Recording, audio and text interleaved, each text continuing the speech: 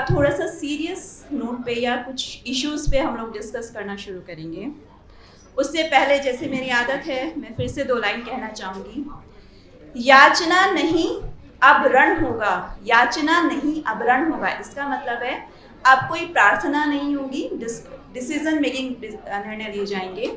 याचना नहीं अब रण होगा, जीवन जय या मरण होगा। जीवन जय यानी या तो आप जिएंगे तो जीत कर जिएंगे, हार जाएंगे तो कोई बात नहीं, मृत्यु तो सबके लिए ही बनी है। और अब मैं जिनको बुलाना चाहती हूँ, डॉक्टर ग्लैडविन त्यागी मेरे पति परमेश्वर है और हम लोग ये प्रोग्राम मिलजुल कर करते हैं। डॉक्टर ग्लैडविन और उनके साथ के बिना इस तरह के प्रोग्राम कोई भी हम अकेले नहीं कर सकते। पति पत्नी एक ही गाड़ी के 2 पहिए होते हैं जो लड़ झगड़ कर या मन मुटाव या खुशी के साथ एक साथ चल रहे होते हैं, तो हम भी यहीं ऐसे ही चल रहे हैं। और ये प्रोग्राम हम साल में 2 बार हमेशा आयोजित करते हैं। प्लेटफॉर्म, डिस्कशन, टॉपिक कुछ भी हो सकता है, पर हमारा ये फर्ज होता है, हमारा ये कोशिश होती है समाज को जागृत करने की, समाज को सीरियसली चीज़ों में जो बदलाव आ रहे हैं उसके बारे में बात करने की। डॉक्टर ग्लैडविन के लिए मैं जो कुछ कविता कहनी चाह रही हूँ वो मेरी कविता नहीं है, अटल बिहारी वाजपेयी की है, जिसमें थोड़ा सा मैंने बदलाव किया है। स्वतंत्र होकर मैंने कब चाहा कर लूं दुनिया को अपने वश में, स्वतंत्र होकर मैंने कब चाहा कर लूं दुनिया को अपने वश में।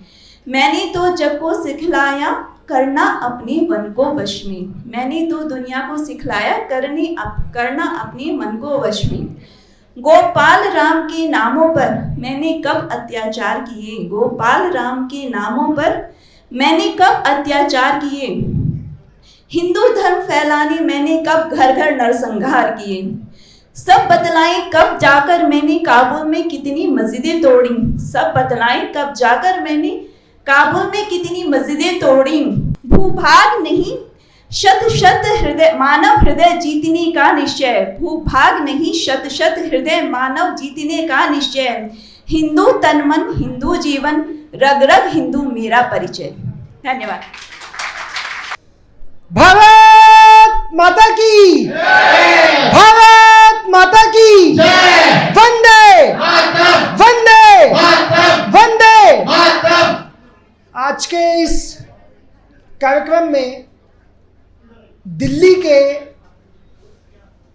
हर हिस्से से आए हुए हमारे चिकित्सक बंधुगण, देखिए मेरी बहुत सारी बहनें बैठी हुई हैं बीच में। आप लोग जनकपुरी से आए हुए हैं। कहाँ से आए मैडम? द्वारका, जनकपुरी। ये वो बहनें हैं, ये वो भाई हैं। देखिए सर आए हुए हैं, डॉक्टर मंगला। कहाँ से हैं सर आप? जनकपुरी से। इस प्रांगण का, इस IMA EDB का जो ये हॉल है जहां हम ये कार्यक्रम कर रहे हैं, इस बिल्डिंग का सौभाग्य है। ऐसे कार्यक्रम करने के लिए यहाँ पे कितने एफर्ट्स लगते हैं। और मैंने अपने 3 साल के कार्यकाल में इस तरीके की गैदरिंग, जबकि किसी को कोई फ़ोन नहीं किया गया, सिर्फ अपनी स्वेच्छा से एक मैसेज के ऊपर जो लोग आते हैं, तो आप समझ सकते हैं कि राष्ट्रवादियों का जो समूह यहाँ इकट्ठा हुआ है, एक बार उन सब के लिए जोरदार तालियां, अपने लिए जोरदार तालियां।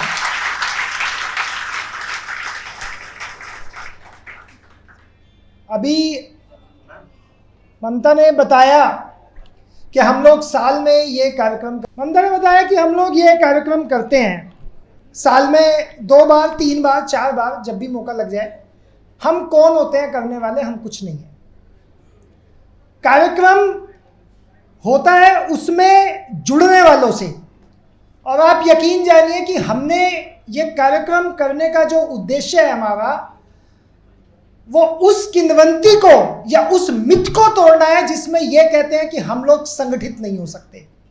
अगर हम संगठित नहीं होते तो आज हम यहां बैठे ही नहीं होते। आज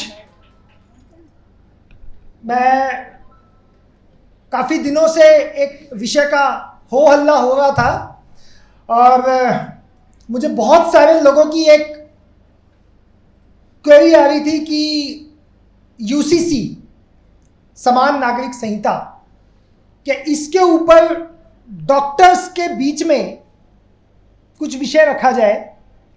मैंने बहुत सोचा कि हम लोग प्रोफेशनल लोग हैं, प्रोफेशनली चीज़ों को करते हैं, तो आखिर इस टॉपिक का हम लोगों से क्या लेना देना है, क्या रिलीवेंस है। तो अभी थोड़े दिन पहले एक कार्यक्रम हुआ था, अभी डॉक्टर पवन शर्मा जी थे यहाँ पे, मुझे दिखने में पता नहीं कहाँ बैठे हुए हैं, चले गए। तो उसमें जस्टिस एस एन ढींगरा आए हुए थे, वहाँ मैंने ये विषय थोड़ा सा लिया था, जिसमें विषय ये था कि समान नागरिक संहिता का समाज पे क्या प्रभाव होगा। जब बात समानता की आती है तो हम ये बात जानते हैं कि कहीं ना कहीं असमानता होगी, तभी समानता की बात का प्रश्न उठता है। असमानता किस चीज की है? अगर आप भारत को देखें तो भारत चलता कैसे है? संविधान से। हम लोग हर जगह संविधान का जिक्र करते हैं, चाहे वो सुप्रीम कोर्ट हो, चाहे वो पार्लियामेंट हो, कोई भी अगर कहीं पे बैठा होता है तो वो कहता है कि भाई संविधान से ही देश चलेगा। हम भी कहते हैं संविधान से ही देश चलेगा। और ये संविधान लिखा कैसे गया? कॉन्स्टिट्यूएंट असेंबली की बैठक शुरू होती हैं 9 दिसंबर 1946 से और 24 जनवरी 1950 तक कॉन्स्टिट्यूएंट असेंबली की मीटिंग्स होती हैं। उसमें बाबा साहब भीमराव अंबेडकर ने स्पष्ट रूप से यह लिखा कि भारत देश को एक करने के लिए इस देश में रहने वाले हर नागरिक के ऊपर एक जैसा कानून लागू होना चाहिए। और उसी के अंतर्गत संविधान के अंदर डायरेक्टिव प्रिंसिपल यानी कि नीति निर्देशक तत्व आर्टिकल 35 से और 51 तक, 35 से 51 तक नीति निर्देशक तत्व डाले गए, जिन पे कि सुप्रीम कोर्ट भी छेड़छाड़ नहीं कर सकता। और ये क्यों डाले गए? ये वे तत्व हैं जो कि इस देश की मूल भावना में सुनियोजित है। इसी में एक आर्टिकल आता है, आर्टिकल 44। आर्टिकल 44 क्या कहता है कि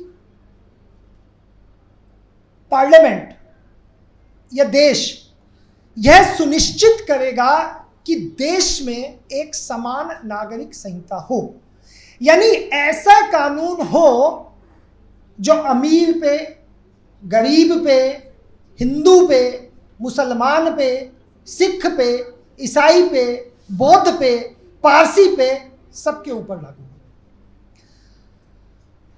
देश को आज़ाद हुए 77 साल हो चुके हैं।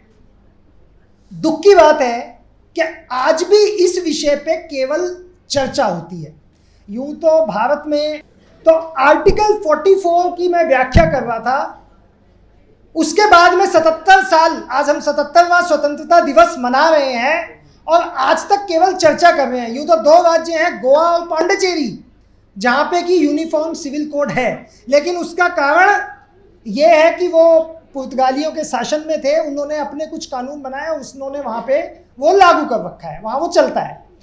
आपको जान के ताज्जुब होगा, कुछ देशों का नाम बताता हूँ: Afghanistan, Pakistan, Syria, Yemen, Saudi Arab, Bangladesh, Bhutan, नहीं भूटान में नहीं है, सऊदी अरब, यहाँ पे यूसीसी लागू है। लेकिन कैसा यूसीसी लागू है? ये इस्लामिक देश है, शरिया का कानून लागू है, यूनिफॉर्म सिविल कोड लागू है। भारत चूंकि लोकतांत्रिक देश है, यहाँ पे व्याख्या संविधान में कर दी गई, लेकिन वो कानून लागू नहीं है। सुप्रीम कोर्ट जो छोटी छोटी बातों को संज्ञान में लेके कब आपके ऊपर, आपकी अस्मिता के ऊपर, आपके स्वाभिमान के ऊपर कितना कुठाराघात कर दे, इसकी कोई सीमा नहीं है। वह भी कम से कम 5 जगह ये कह चुका कि भाई इसे लागू कर दो। और इस दिशा में एक बड़ा मज़ेदार केस है, मैं सारे केस नहीं बता सकता, एक केस आपको बताता हूँ, जो लोग पुराने हैं वो शायद जानते होंगे। एक बड़ा चर्चित केस हुआ था, शाहबानो केस, 1985। शाहबानो एक 62 साल की मुस्लिम महिला थी, उसके पति एडवोकेट थे। उन्होंने शाहबानो के साथ, जब शाहबानो उनके साथ थी तो उन्होंने उससे शादी के जब काफ़ी समय हो गया था तो उसके 12 साल बाद एक और महिला से उन्होंने शादी कर ली, निकाह कर लिया। अब निकाह कर लिया, कोई बात नहीं। शाहबानो के 5 बच्चे थे, वो 5 बच्चों के साथ थी। 1975 में उन्होंने शाहबानो को कहा कि भाई तू अब अलग रहना शुरू कर दे। शाहबानो को अलग कर दिया, उसे कुछ पैसे वैसे देते हुए 5 बच्चों का उनका खर्चा पानी चलता रहा। 1978 में जब वकील साहब के मन में आया कि बहुत पैसे दे लिया, पैसे नहीं देने, तो उन्होंने उससे मुक्ति पाई, इररिवोकेबल तलाक दिया। तलाक तलाक तलाक। शरिया कानून के मुताबिक इद्दत दी जाती है 3 महीना और 10 दिन, यानी जिस दिन शौहर ने तलाक तलाक तलाक बोला उसके 3 महीने 10 दिन तक आप मेंटेनेंस लेने के लिए एलिजिबल हैं, या अगर वाइफ प्रेग्नेंट हो तो 9 महीने तक, जब तक बच्चा हो जाए। शाहबानो की उम्र लगभग 60 साल थी और 5 उसके पास बच्चे थे। उसने कोर्ट का दरवाज़ा खटखटाया तो मध्य प्रदेश इंदौर की घटना थी। कोर्ट ने 25 रुपये का मेंटेनेंस तय कर दिया। शाहबानो उसके अगेंस्ट हाई कोर्ट गई। हाई कोर्ट ने थोड़ा सिंपैथी दिखाते हुए वो मेंटेनेंस 180 रुपया कर दिया। 180 रुपये का मेंटेनेंस होने के बाद वकील साहब को ये बात नागवार गुजरी। उन्होंने कहा मैं 180 रुपया नहीं दूंगा। वो सुप्रीम कोर्ट चले गए। सुप्रीम कोर्ट में जब ये केस आया तो बड़ा सेंसिटिव इशू था, क्योंकि इसमें मुस्लिम पर्सनल लॉज, जिन लोगों ने जो शरीयत चलाते हैं, यानी कि all India Muslim personal law board, वो इसमें तब तक कूद चुका था। 5 जजों की बेंच बैठी। 5 जजों की बेंच बैठी और उन्होंने ये कहा कि भाई इस महिला को मेंटेनेंस मिलना चाहिए। सीआरपीसी के सेक्शन 125 के अंतर्गत जिस प्रकार बाकी सब महिलाओं को मेंटेनेंस मिलता है, ऐसे ही इसको मेंटेनेंस मिलना चाहिए। सुप्रीम कोर्ट ने अपना निर्णय सुना दिया। सुप्रीम कोर्ट सुप्रीम होता है।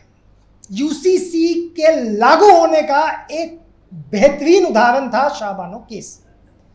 अब देखिए, मैंने जब ये आपके सामने लिखा है समान नागरिक संहिता राजधर्म या राजनीति, जो लोग आज इस बात को टोकते हैं कि ऐसा राजनीति के वश हो रहा है, मैं आपको दिखाता हूं कि उस वक्त क्या हुआ।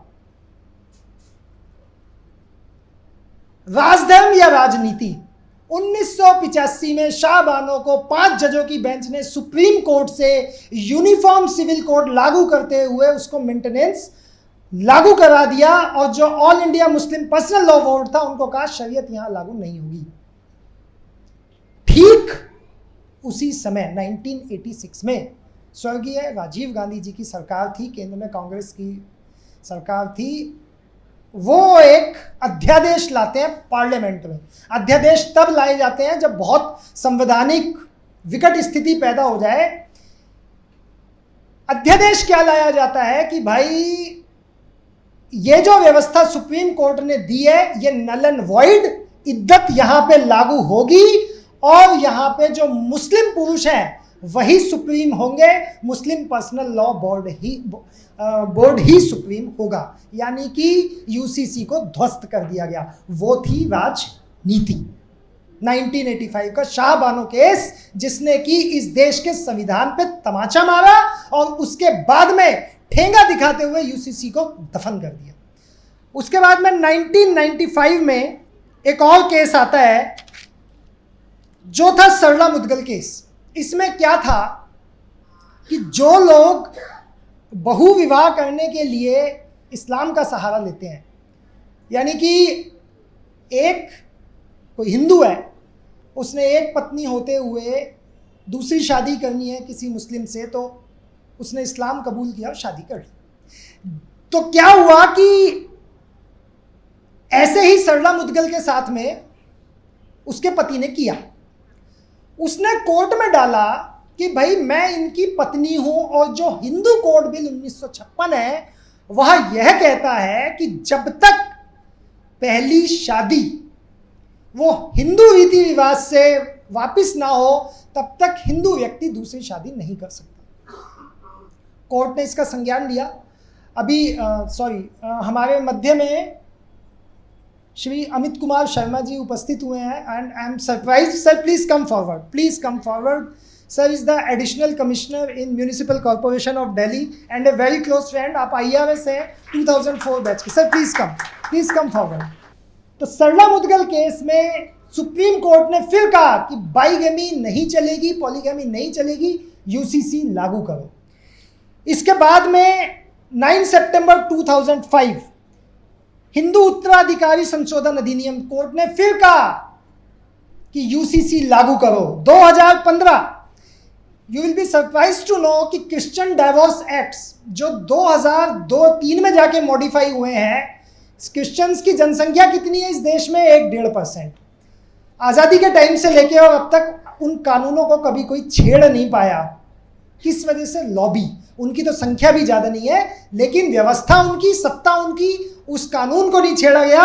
2015 में Christian females are not natural guardian of child while Hindu female is always a natural guardian of child. फिर कहा सुप्रीम कोर्ट ने UCC लागू करो। 2020 एक लैंडमार्क जजमेंट आया, equal right to Hindu females in property.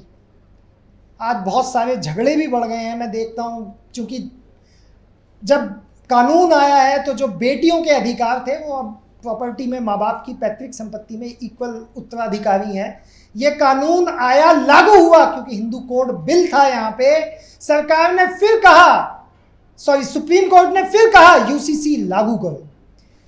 2017 Shayara Bano case, जिसने इस देश की दिशा दशा बदल दी, ट्रिपल तलाक केस जिसको बोलते हैं, जिसके फैसले में एक औरत थी शायरा बानो, उसके पति ने, रिजवान ने 15 साल के बाद उसे तलाक बोला और अपनी दूसरी शादी कर ली। उसने एक कोर्ट में केस डाला जिसमें उसने कहा कि मेरे पति द्वारा ऐसा करने से फंडामेंटल राइट आर्टिकल 14, 15, 21 और 25 का मेरा जो मौलिक अधिकार है उसका हनन हुआ है। कोर्ट में इसकी जबरदस्त बहस चली, जबरदस्त व्याख्या हुई और यह वहां से सुनिश्चित हुआ कि ट्रिपल तलाक इल्लीगल है। केंद्र की सरकार इसके अगेंस्ट कानून लाई और ट्रिपल तलाक का कानून बनाया।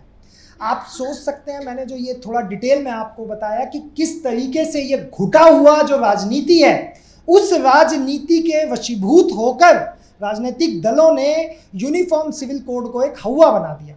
जबकि आप मुझे ये बताइए कि जो समानता है, अगर आप जिस धर्म में पैदा हुए, अगर आप उसकी बात करें तो आप वैदिक काल में चले जाइए। अरे आपके यहाँ तो जो वैदिक अनुष्ठान भी होते हैं या हवन यज्ञ भी होते हैं, अगर उसमें धर्मपत्नी आपके साथ ना हो तो वह अधूरे माने जाते हैं। जब भगवान श्री राम को अश्वमेध यज्ञ करना था तो उस अश्वमेध यज्ञ में, क्योंकि सीता मैया वाल्मीकि जी के आश्रम में थी, तो स्वर्ण की सीता बनानी पड़ी थी, तब वह अश्वमेध यज्ञ जाके संपन्न हुआ था। जिस धर्म के अंदर, यानी कि जिसमें आप हैं, आपके यहाँ पे जो फीमेल को दर्जा दिया गया है वो देवी का दर्जा है, वो सिर्फ कहने के लिए नहीं है, क्योंकि ये सभ्यताओं की विषमता है। सभ्यताओं की विषमता कैसे है? बुद्धि की देवी है तो सरस्वती है, धन की देवी है तो लक्ष्मी है, शक्ति की देवी है तो दुर्गा काली है, वेदों की देवी है तो गायत्री है, जल के रूप में पानी का जो प्राणी मात्र को तर्पण देती है वह कौन है? वह ये नदियां हैं, गंगा, जमुना और सरस्वती हमारी माँ है। और जिस धरा के ऊपर हमने अपना भार टेक रखा है और जो हमारे इस भरण पोषण और इस जीवन के लिए प्राणदेयी है, ऐसी धरा भी वो भारत माता है, ये धरती माता है। पत्नी सनातन धर्म में दैहिक ना होकर आध्यात्मिक है, आत्मिक मित्रा है। यहां इसीलिए डिवोर्स जैसा शब्द हमारे धर्म में नहीं है। लेकिन आप विसंगति देखिए, क्या आपने, जो लोग हिंदू धर्म को बैकवर्ड बताते हैं, जो ये कहते हैं कि हिंदू धर्म में जितनी एट्रोसिटीज फीमेल्स पे हुई हैं सारी एट्रोसिटीज आपको गिनवा देंगे, सती प्रथा, बाल विवाह और विधवा विवाह ना होना, सारी आपको गिनाएंगे। कोई बता सकता है कि इस्लाम की किसी एक देवी का नाम? किसी एक देवी का नाम आप जानते हैं? कोई जानता हो तो हाथ खड़ा कर देगा। किसी एक देवी का नाम। और आप मुझे कहिए, मुझे छोड़िए, आप किसी को भी कहिए, आप 10 देवी का नाम बोलेंगे और जिनकी पूजा हिंदू पुरुष करते हैं वो आपको लाइन से बता देंगे कि हमारे यहाँ पे नारी का क्या स्थान है। इस विषमता को दूर करना, क्योंकि सनातन संस्कृति है। आप देखेंगे कभी कभी मुझे ऐसा लगता है कि आखिर ऐसी क्या बात है कि जितने भी हमले होते हैं वो सब हमारे ऊपर होते हैं। ऐसी क्या बात है कि 11वीं शताब्दी से लगातार आज तक हम छोटे होते जा रहे हैं? ऐसा क्यों है कि हम टुकड़ों में बढ़ते जा रहे हैं? इस विषमता को दूर करने के लिए और केवल नारी मात्र के सम्मान के लिए, उत्थान के लिए ही यूसीसी लाया जा रहा है। लॉ कमीशन ने पब्लिक से राय मांगी कि यूसीसी होना चाहिए नहीं होना चाहिए। बड़ी हास्यास्पद बात है। मुझे ये बात मेरी समझ से परे रही कि लॉ कमीशन को ये पूछने की आवश्यकता ही क्यों है कि यूसीसी होना चाहिए नहीं होना चाहिए। अरे भैया, संविधान में बोला हुआ है, आर्टिकल 51A, आप जाके देखिए, आर्टिकल 44, आर्टिकल 25, आपका संविधान चिल्ला के बोल रहा है यूसीसी लागू करें। हमारे लिए नहीं, हिंदू महिलाओं पे कोई फर्क नहीं पड़ना यूसीसी से। जबरदस्ती का विषय उठाने के लिए बात की गई कि भाई हमारे जो आदिवासी लोग हैं उनके अधिकारों का हनन होगा। अभी तो ड्राफ्ट तक भी तैयार नहीं है। उससे पहले ही लोगों को बरगला दिया गया, नागरिकता छिन जाएगी, गुलाम बना लिए जाओगे, आपको अनपढ़ रख दिया जाएगा, इस देश से आपको धक्का दे दिया जाएगा और हिंद महासागर में जाके धकेल दिया जाएगा। आज आपके मध्य यह विषय रखने का तात्पर्य केवल इतना सा है कि हम लोग समाज का जो एक ऐसा अंग है जो समाज में संदेश दे सकते हैं, यह एक राष्ट्र निर्माण का विषय है। यह किसी पार्टी पॉलिटिक्स की बात नहीं है। किसी भी विषय पे, आप किसी भी विषय पे उठा के देख लें, एक चलन चल गया कि कुछ लोगों ने उसका विरोध करना अपना नैतिक कर्तव्य समझ लिया। अच्छा हो बुरा हो, इस बात से कोई लेना देना नहीं है। तो ये मैंने यूसीसी बताया।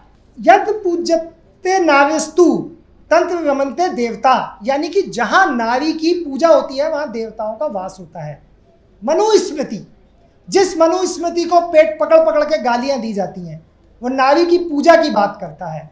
बताइए विश्व के किस धर्म में लिखा हुआ है? अगर मैं जीसस की भी बात करूं तो मदर मैरी का, आप मुझे बताइए क्या उनकी कहीं पे भी किसी भी रूप में कभी कहीं भगवान के रूप में गिनती होती है? जिन्होंने भगवान को जन्म दिया वे ही गिनती में नहीं है।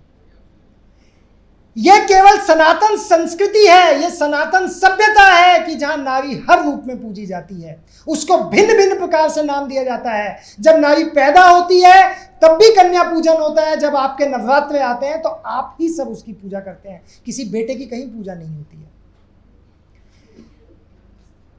मैं इस विषय को यही विराम देके ये दूसरा एक, आज ममता ने मुझे एक विषय दिया, वर्तमान से अपेक्षित भविष्य सुरक्षित, यानी वर्तमान से क्या अपेक्षित है। मैं इसमें एक प्रश्न करना चाहता हूं यहां पे कि जो लोग आज का वर्तमान है कल का भविष्य है। ध्यान दीजिएगा मेरी बात पे। जो युवा आज का वर्तमान है वे कल का भविष्य है, और जो आज ढल चुका है वह कल का वर्तमान था। मेरा एक प्रश्न है इस ढले हुए अतीत से कि क्या उसके मन में कभी यह प्रश्न आता है कि अब से 30-40 साल पहले जो इस देश की स्थिति थी, अगर इस 30-40 वर्षों में वह सार्थक काम हो जाते तो आज जो डर, जो दहशत और भविष्य को लेके जो चिंता का माहौल हमारे मन में है, क्या वो पैदा होता? विगत 30 वर्षों में, 40 वर्षों में ऐसा क्या हुआ कि आज स्थिति ये है कि नूह भी होता है, यहां पे कन्हैया भी होता है, यहां पे बहन अर्चना शर्मा की जुबान दबा दी जाती है, सर के ऊपर इनाम रख दिया जाता है, और नारा क्या लगाया जाता है? सर तन से जुदा। क्यों ये दहशत फैलाई जाती है? क्यों इंसान के मन में यह डर पैदा किया जाता है? और इस डर का, दहशत का इंपैक्ट क्या हो रहा है? इंपैक्ट मैं बताता हूं क्या हो रहा है। हम लोग जो इस भारत में रहते हैं, धर्मनिरपेक्ष, सहिष्णु, संवेदनशील, समायोजनशील, सर्वे भवन्तु सुखिना, शांति का पाठ पढ़ने वाले अति उदारवादी और अविस्तारवादी लोग हैं। अपना इतिहास उठा के देखिए, आपने 2500 साल के इतिहास में, जब 2500 वर्ष पहले यह भारत एक अखंड भारत था, जिसको आप बोलते थे जम्बूद्वीपे भारत खंडे आर्यवते। आज भी पंडित जी जब आपको यहाँ पे पूजा करवाने आते हैं तो यहीं से शुरू करते हैं कि जम्बूद्वीपे भारत खंडे आर्यवते अमुक स्थाना अमुक नामना। ये क्या था जम्बूद्वीप? ये जम्बूद्वीप था ये अखंड भारत, जिसकी सीमाएं लगा के फारस से, ईरान से लेके और वहां थाईलैंड तक जाया करती थी। 2500 साल में एक उदाहरण नहीं दे सकते आप मुझे जहां पे मास मसकर हुआ हो, सिवाय कलिंग वलिंग का कुछ अगर थोड़ा बहुत छोड़ देता हूं। यह हमारी यूएसपी थी। लेकिन उस प्रबुद्ध यूएसपी के साथ हुआ क्या? हमें तोड़ा गया। अगर मैं लेटेस्ट एग्जांपल दूं तो 15-20 देशों के नाम लेता हूं। अफगानिस्तान, यह अफगानिस्तान नहीं था, महाभारत काल का गंधार नरेश शकुनी, कौन नहीं जानता इसे? गांधारी उसी अफगानिस्तान की थी। यह भारत का हिस्सा हुआ करता था। नेपाल, मां सीता का जन्म स्थान मिथिला, जो नेपाल में स्थित है, हमारा हिस्सा था, अखंड भारत का हिस्सा था। भूटान, जिसकी एक्सटर्नल सिक्योरिटी आज भी आपके हाथों में है। तिब्बत, ऋषि त्रिविद की भूमि, ऋषि त्रिविद जिन्होंने हिंदू धर्म के लिए, सनातन के प्रचार प्रसार के लिए काम किया, वह उनकी भूमि थी। ईरान, ईरान नाम पड़ा आर्यन शब्द से, भारत से आर्य लोग जाके वहां पे बसे और भारत 7th सेंचुरी तक उसको आर्यन के नाम से जाना जाता था। कंबोडिया, जहां पे कंबोडी ब्राह्मण, सबसे बड़ा हिंदू मंदिर अंकोर वाट कंबोडिया में। उसके बाद वहां के ध्वज पे आज भी जो फोटो है वो श्री राम की है। इंडोनेशिया, नोटों पे गणेश की फोटो है, नाम भी राम नरेश खान, महेश वर्धन, इंद्र खान, इस तरीके के नाम। म्यांमार, मलेशिया, फिलीपींस और थाईलैंड, जिसे श्याम देश बोला जाता है, और चंपा जो वियतनाम आज का बना हुआ है। श्रीलंका, कौन नहीं जानता श्रीलंका का रावण था? किसी को डाउट है क्या? इस सरकार को एक बार डाउट हुआ था तो नासा ने प्रमाण दिया कि भाई ये राम सेतु कहानी नहीं है, ये समुद्र के नीचे है, जिसे लांग करके ही यहां से सेना ने जाके श्रीलंका में आक्रमण किया था। गुरु नानक देव, कौन नहीं जानता? गुरु नानक देव का जन्म स्थान आज के पाकिस्तान में है, आज के पाकिस्तान में। तो क्या 1947 से जिनकी पहले की पैदाइश है, क्या उन लोगों से अगर मैं पूछूं, या मैं आप सबसे पूछूं, अगर विघटनकारी ताकतें मजबूत हो जाएं और अब से 10 साल बाद इस देश का एक टुकड़ा हो जाए, मान लीजिए कि पंजाब, कश्मीर, हरियाणा ये एक अलग देश बन जाए, तो आपके मन पे क्या बीतेगी? आप अपने बच्चों को कहोगे ये तो हमारी जगह हुआ करती थी। तो जो लोग 47 से पहले की पैदाइश है या उन्होंने वो दर्द सहा है, तो वो ये बता सकते हैं कि उनके दिल पे क्या बीतता होगा। हमारी शक्तिपीठ बांग्लादेश, आप देखिए बांग्लादेश, जान के ताज्जुब होगा, 51 शक्तिपीठों में से कम 7 शक्तिपीठ आपके बांग्लादेश में है। टुकड़े होते गए, हम सिमटते चले गए। हमने इतिहास से सीख न ली और उसी का नतीजा क्या हुआ? उसका नतीजा वो दर्द हुआ जो 1989-90 में कश्मीरी पंडितों को वहां से धकेल के और जो हमारे देश को अलग से करने की एक साजिश रची गई। वो प्रत्यक्ष है जिसको लोग कहानी कहते हैं। मेरी एक बात हो रही थी एक ऑफिसर से, बहुत पुराने रिटायर्ड ऑफिसर, कश्मीर फाइल्स की बात हुई, उन्होंने कहा इट इज ए मूवी। मैंने कहा no, it's not a movie, listen to the DGP of that time what he has said. मैं बता नहीं सकता आप लोगों के बीच में, जरा यूट्यूब करके देख लीजिएगा कि ये एक कोई कहानी नहीं है। उसके बाद में केरला फाइल्स, हमें मूवीज बना बना के समझाया जा रहा है। लोगों ने कहते हैं वो पिक्चर है। जो लोग आज ये कहते हैं वो पिक्चर है, आप समझ लीजिए वो अपने लिए खतरा नहीं है, उनका भविष्य तो निर्धारित है। वो मेरे बच्चों के लिए, आपके बच्चों के लिए और हम सबके बच्चों के लिए खतरा है। क्या वो एक कहानी है? क्या जो ये दिल्ली में आपके सीलमपुर के जो इलाके हैं, चौहान, बांगर, ब्रह्मपुरी, यमुना विहार, मैं साफ नाम लेके बोलता हूं, इनकी डेमोग्राफिक प्रोफाइल देख लीजिए। अरे छोड़िए, आप देश की डेमोग्राफी देखिए। मैं आपको एक एग्जांपल देता हूं, गूगल कर लीजिएगा। 1961 the Hindu population was 83.5%, 1980 82%, year 2000 84%, 2011 79%। वहीं पाकिस्तान में 1947 हिंदू पॉपुलेशन 15%, आज हिंदू पॉपुलेशन 1.8%। आप बताइए मुझे, मैं एक साफ सी बात बोलता हूं, ये सहिष्णुता, ये टॉलरेंस, ये भाईचारा, वो आपको दिखाई नहीं देता क्या? मैं किसी धर्म का विरोधी नहीं हूं, लेकिन जो अपने धर्म के लोग हैं, कम से कम वे अपने आंख कान खोलें। और सुनिए, बांग्लादेश में 20% हिंदू थे 1980 में, आज है 7.9%। अगर बांग्लादेश, पाकिस्तान और हिंदुस्तान की मुस्लिम पॉपुलेशन को जोड़ दूं तो वो 60 करोड़ बैठती है, 60 करोड़, 600 मिलियन आई थिंक। हमारे ही तो थे, तीनों जगह हम ही तो थे। ये तो हमारे बिल्कुल रीसेंट है, अभी 100 साल भी नहीं हुए। वही होता क्या है, कुछ समय बाद डिमांड उठने लगती है एक हिस्से की, वो हिस्सा अलग कर दिया जाता है, हम शांत हो जाते हैं, हम खुश हो जाते हैं, पैसा कमाते हैं, मज़े करते हैं, अपने जीवन को खूब एंजॉयबल बनाते हैं। आज हम सब लोग अच्छी अच्छी जगहों पे रहते हैं, अच्छी अच्छी गाड़ियों में घूमते हैं, अच्छे अच्छे काम करते हैं। लेकिन मुझे ये बताइए कि क्या आप आश्वस्त हैं कि अब से 20 साल बाद आपका जो बच्चा आज आपकी गोद में है, कल जो वो बड़ा होगा तो आप उसको क्या दे के जाएंगे? Is it sustainable? जिस सस्टेनेबल डेवलपमेंट की आप बात करते हैं, इज इट सस्टेनेबल? मैं आपको डरा नहीं रहा, मैं सिर्फ आपको जगा रहा हूं। मैं सिर्फ आपको यह बताना चाहता हूं कि आंखें खोलिए। कोई मेरे से पूछे कि भाई हम देखे क्या जा सकते हैं, अच्छा उससे पहले जरा मैं एक चीज आपसे पूछता हूं, कितने लोग इसमें विश्वास रखते हैं? अच्छा कोई बात नहीं, छोड़िए। कितने लोगों ने, आप सबने ये सुना है, पढ़ा है? सच बताइएगा, पढ़ा है कि नहीं पढ़ा? जिन लोगों ने ये नहीं पढ़ा, मैं उसका मतलब समझा देता हूं। ये भी मनुस्मृति और महाभारत से लिया हुआ है, ये मेरा लिखा हुआ नहीं है, संस्कृत भाषा में है। धर्मो रक्षित रक्षितः, यानी धर्म रक्षा करता है उसकी रक्षा करने वालों की। अपने दिल पे हाथ रख लीजिए और मुझे ये बता दीजिए कि आप अपने धर्म की रक्षा कर रहे हैं ना? कर रहे हैं ना? अरे कस के बोलिए कि अगर नहीं भी करते तो करेंगे। और हमारा धर्म क्या है? हमारा धर्म है अपने आप को संगठित रखना। हिंदू कोई शब्द नहीं है, यह एक जीवन शैली है, सुप्रीम कोर्ट कहता है।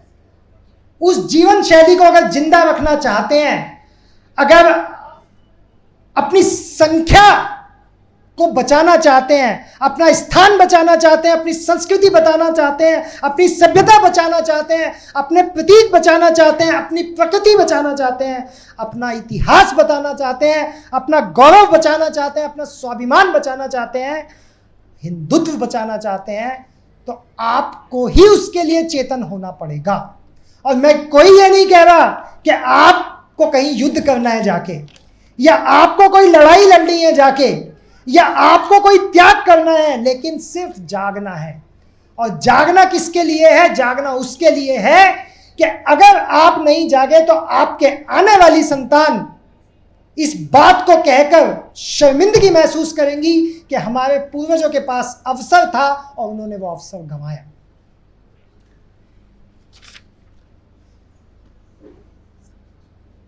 ये तस्वीर अपने आप में बहुत कुछ वर्णित करती है।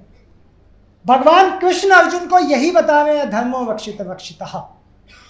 धर्म की रक्षा, उस टाइम धर्म की रक्षा क्या थी, कौन धर्म था कौन अधर्म था आपको पता है। धर्म की रक्षा का संदेश, इसमें कितने लोग विश्वास करते हैं?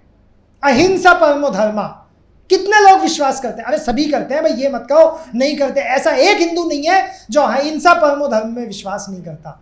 इसमें तो करते हैं 100%। इसमें कितने लोग करते हैं? इसका मतलब हुआ अहिंसा परमो धर्मा, अहिंसा मेरा परम धर्म है। मैं भी कहता हूं अहिंसा मेरा परम धर्म है, और हर सनातनी का, हर हिंदू का यही ध्येय है, यही उद्देश्य है, अहिंसा परमो धर्मा। लेकिन कैसे भूल जाते हैं आप अपना गौरवशाली इतिहास, कैसे भूल जाते हैं उन लोगों को जिन्होंने 17 बार मोहम्मद गोई जैसों को माफ किया और उसका नतीजा क्या हुआ। कैसे भूल जाते हैं कि किस प्रकार से बख्तियार खिलजी ने नालंदा को उजाड़ के रख दिया। कैसे भूल जाते हैं कि कश्मीर में 35 किलो जनेऊ हिंदुओं को डल झील में जिंदा दफना के उन जनेऊ को इकट्ठा करके तोला गया, और वो सब भी हमारा ही खून थे। कैसे भूल जाते हैं। आईने अकबरी में अबू फजल साफ लिखता है कि जिस टाइम पे अकबर ने अपना राज संभाला, उसने साफ ये पूछा कि बताओ अब तक का रिकॉर्ड क्या है, सबसे ज्यादा मंदिर किसने तोड़े। तो अबू फजल ने बताया कि महमूद गजनी ने और बख्तियार खिलजी ने। तो उसने कहा जाओ 30,000 देवालयों को बिल्कुल नेस्तनाबूद कर दो। ये जो आज खुदाई होती है, ये खोदा जाता है, अगर हिंदुस्तान का एक एक मंदिर खोद दिया ना तो कुछ और ही कहानी निकल आएगी। ये तो भला हो कांग्रेस सरकार का, जो टाइम पे ऐसे कानून बना देती है कि आपके हाथ बांध देती है और आपके मजबूर कर देती है। 1991 का कानून आप पढ़ लीजिएगा, जो आपके रिलीजियस प्लेसेस के लिए बनाया गया, उसमें साफ से वर्णित है। तो अहिंसा परमो धर्मा, धर्म हिंसा तदेव चा, यानी अहिंसा मेरा परम धर्म है, किंतु धर्म की रक्षा के लिए यदि हिंसा भी करनी पड़े तो वह सर्वोत्तम है। नूह में जो हुआ वो कोई अकस्मात घटना नहीं थी, या जो भी कहीं पे घटना होती है वो अकस्मात कभी नहीं होती है, वो प्रायोजित होती है, बड़ी प्लानिंग के साथ होती है। जागो, जागिए, अपने वातावरण को जगाइए।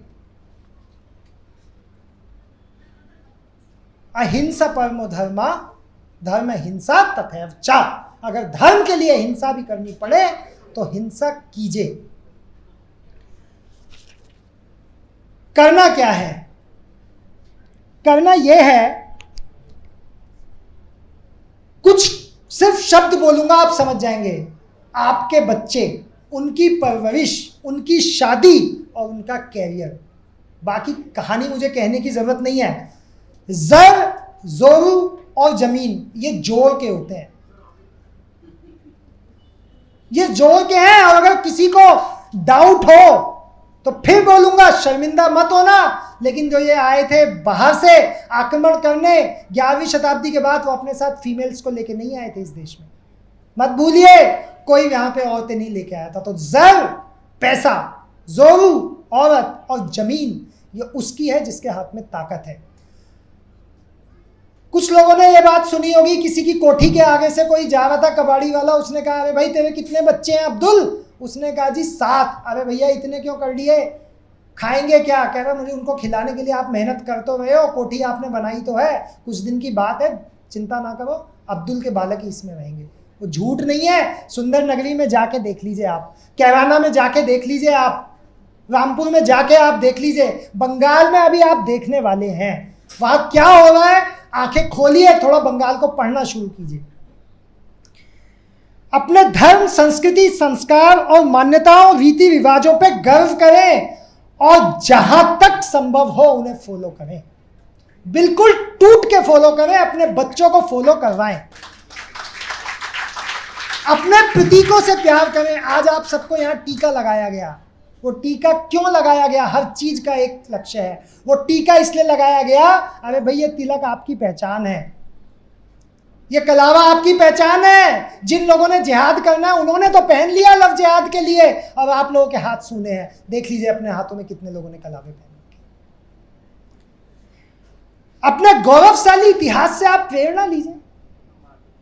आपके यहाँ पे दधीची जैसे ऋषि हुए हैं, अभी पीछे विशाल जी बैठे हुए हैं, ऑर्गन डोनेशन का काम करते हैं।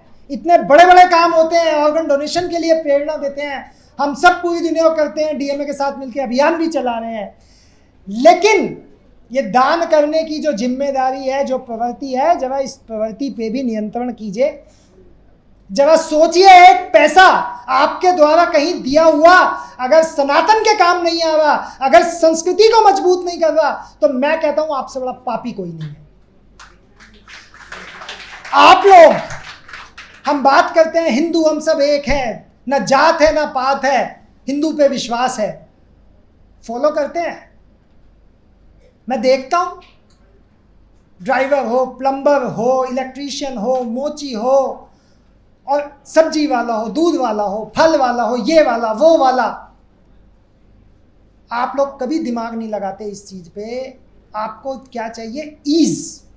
उस ईज ने हमें इतना डोरमेंट बना दिया, उस ईज ने हमें इतना आलसी बना दिया कि हम ये भूल गए हैं कि जिसको आप फेवर कर रहे हैं उसका एक पैसा, एक हिस्सा ज़कात में भी जाता है, जो आप ही के अगेंस्ट जिहाद में काम आता है। अपने आप को जगाइए, अपना इतिहास पढ़िए, परिवार का महत्व समझिए, संयुक्त परिवारों का महत्व समझिए।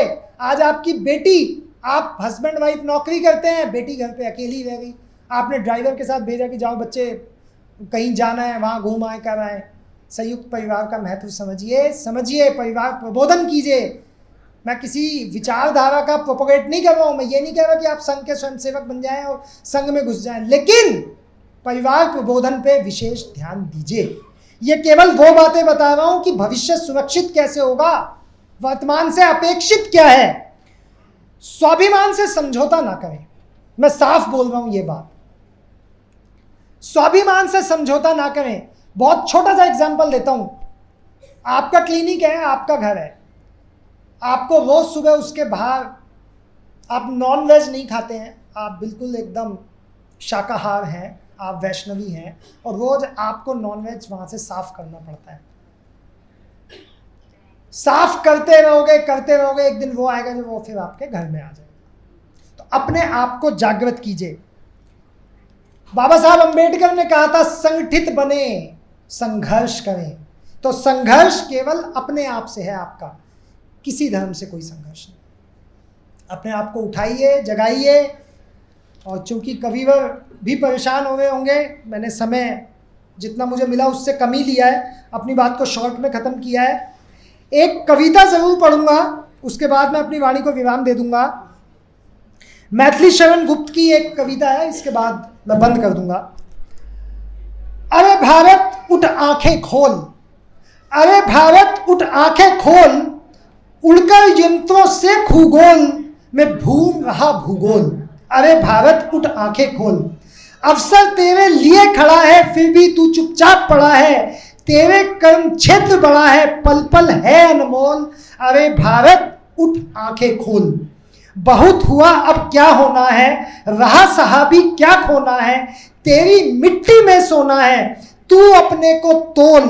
अरे भारत उठ आंखें खोल, दिखला कर भी अपनी माया, अब तक जो न जगत ने पाया, देकर वही भाव मन भाया, जीवन की जय बोल। अरे भारत उठ आंखें खोल, तेरी ऐसी वसुंधरा है जिस पर स्वयं स्वर्ग उतरा है, अब भी भावुक भाव भरा है, उठे कर्म कल्लोल।